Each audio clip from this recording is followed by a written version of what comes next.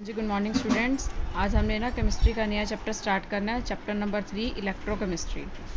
ठीक है, तो आपके 2 चैप्टर हो गए हैं, सोल्यूशन और पी ब्लॉक एलिमेंट, और थर्ड चैप्टर स्टार्ट है इलेक्ट्रोकेमिस्ट्री।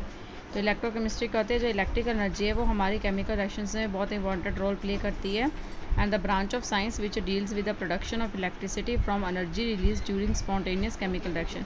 मतलब जो स्पॉन्टेनियस केमिकल रिएक्शन है उनसे जो इलेक्ट्रिसिटी प्रोड्यूस करनी है, and the use of this electrical energy to bring out non spontaneous chemical transformations.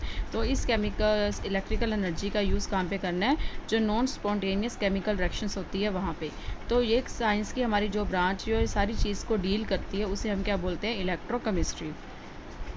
जो बेसिस है इस टाइप की रिएक्शंस का वो क्या है, रिडॉक्स रिएक्शन। रिडॉक्स रिएक्शंस क्या होता है, the reactions in which oxidation and reduction take place simultaneously. ठीक है, तो हमारे जो large number of chemical and जो बायोलॉजिकल रिएक्शंस है वो क्या रिडॉक्स रिएक्शंस है। जैसे use of burning of fuels for obtaining energy for domestic transport and industrial process. जैसे एनर्जी का ऑब्टेन करना डोमेस्टिक पर्पज़ के लिए या डाइजेशन के लिए हमारे अंदर एनर्जी प्रोड्यूस होती है।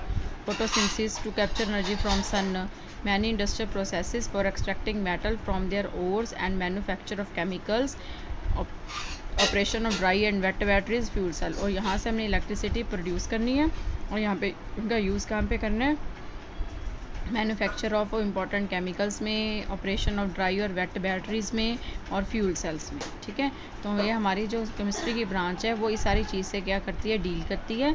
So this branch is known as electrochemistry. ठीक है, तो सबसे पहले हम इलेक्ट्रोकेमिस्ट्री का जो चैप्टर है उसमें हम सबसे पहला टॉपिक है रिडॉक्स रिएक्शन। रिडॉक्स रिएक्शन मैंने अभी आपको बताया क्या होती है, the reaction in which oxidation and reduction take place simultaneously. Oxidation it is a process which involve loss of electron, and reduction which process gain of electron, and the reactions in which oxidation and reductions are called redox reaction, or the substance which can lose one or more electron उसे कहते हैं reducing agent, and the substance which gain one or more electron are called oxidizing agent। ठीक है, तो इन जो redox reaction होते हैं उनमें वन सब्सटेंस रिड्यूसिंग एजेंट का काम करता है और दूसरा सब्सटेंस ऑक्सीडाइजिंग एजेंट का काम करता है। ठीक है, यहाँ पे देखो एक सिंपल आपको रिडॉक्स रिएक्शन दी हुई है। जैसे जिंक है, जिंक किस में कन्वर्ट हो रहा है, जिंक टू पॉजिटिव में। वहाँ से कॉपर टू पॉजिटिव किस में कन्वर्ट हो रहा है, कॉपर में। अब यहाँ पे हमने जो इलेक्ट्रॉन किया हुआ है, यहाँ पे देखो जिंक का ऑक्सीडेशन नंबर अगर सॉलिड स्टेट है यहाँ पे 0 है, यहाँ पे कितना हो गया +2, और कॉपर का यहाँ पे +2 है तो यहाँ पे हो गया कॉपर का 0।